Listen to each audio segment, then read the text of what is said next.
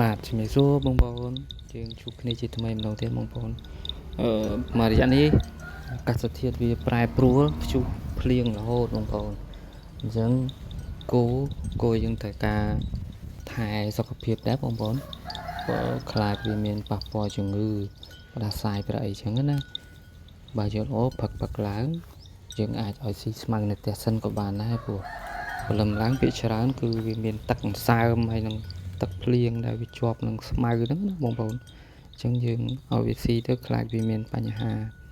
ហើមពោះហើមអីចឹងទៅហើយចាំថ្ងៃចាំយើងយកមកចងក៏បានដែរបងប្អូន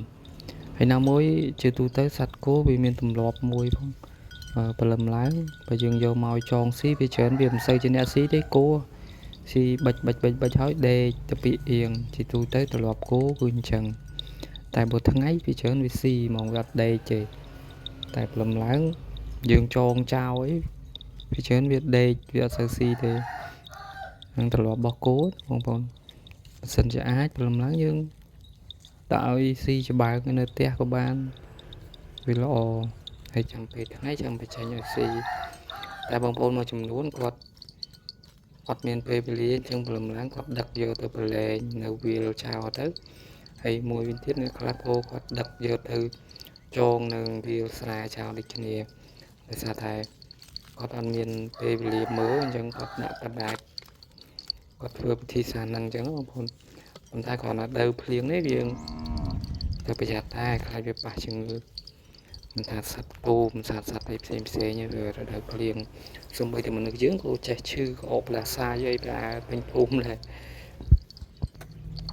ហើយមករយៈនេះដូចជាស្ងប់ស្ងាត់ពាក់ព័ន្ធនឹង